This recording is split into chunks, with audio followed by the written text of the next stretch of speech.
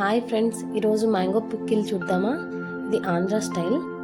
4 table spoons of ఆవాలు, 1 table spoon of మెంతులు, ఇవి రెండు డ్రై రోస్ట్ చేయాలి. డ్రై రోస్ట్ అయ్యాక చల్లారిన తర్వాత పౌడర్ చేసుకొని పెట్టుకోండి. నెక్స్ట్ స్టెప్ ఏంటంటే నేను మెజర్మెంట్స్ అన్ని డిస్క్రిప్షన్లో ఇస్తాను.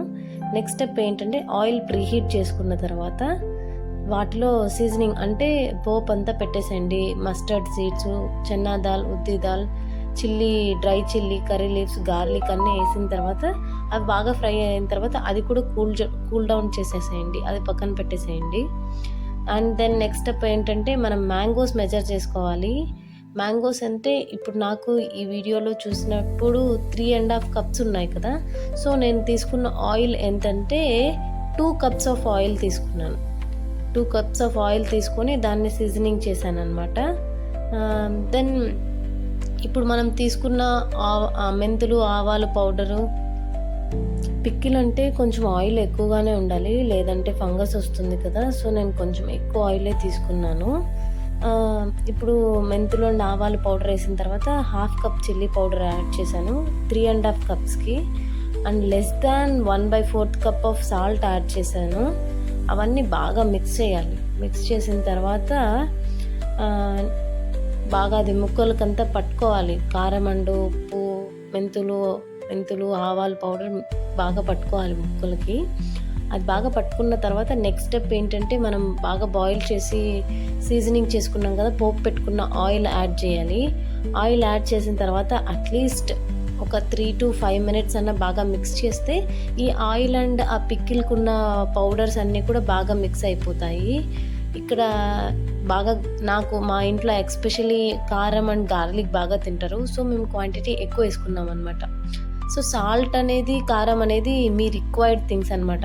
మీరు ఏ రేంజ్లో తింటారో ఆ మోతాదు కారం అండ్ సాల్ట్ యాడ్ చేసుకోండి.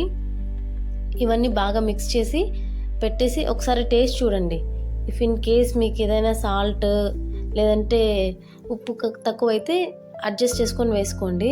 తర్వాత ఇది ఎయిర్ టైట్ కంటైనర్స్ కాకుండా ఒక ఏదైనా వెట్ ఫ్రీ బాక్స్లోకి కానీ లేదా జార్లోకి కానీ వేసి పెట్టుకోండి. క్యాప్ మరీ టైట్గా పెట్టద్దు, లూజ్గా పెట్టేసి ఒక సైడ్ 3 days పక్కన పెట్టేస్తే మన పికిల్ బాగా ఊరుతుంది.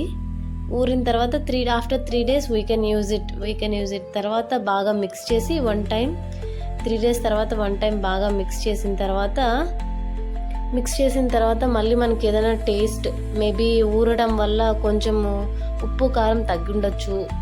సో అవి కూడా అడ్జస్ట్ చేసుకొని మనం ఇంకా బాటిలింగ్ చేసుకోవచ్చు ఎయిదర్ గ్లాస్ జార్కి. ఈ పిక్కిల్ అనేది మెయిన్గా బేస్డ్ ఆన్ ఉప్పు అండ్ కారం అండ్ షెల్ఫ్ లైఫ్ అండి. ఆయిల్ అండ్ సాల్ట్, కారం కరెక్ట్గా ఉంటే పిక్కిల్ అనేది చాలా బాగుంటుంది.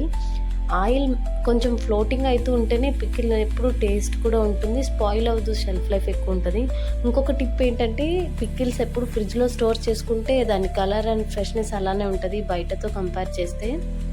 ఇలా బాటిలింగ్ చేసేసుకోండి. తర్వాత అట్ లాస్ట్ బాటిలింగ్ చేసేసుకోండి. బిఫోర్ అంతా మా అత్తగారు పెట్టేవాళ్ళు, నాకు సెండ్ చేసేవాళ్ళు అనమాట ఎవ్రీ ఇయర్. దిస్ టైం నేను ట్రై చేశాను, బాగా కుదిరింది. Try this way, Kadapa style చాలా బాగుంటుంది. ఇది మా అమ్మగారి recipe, must try. Thank you friends. Please like, share and subscribe to my channel. Thank you.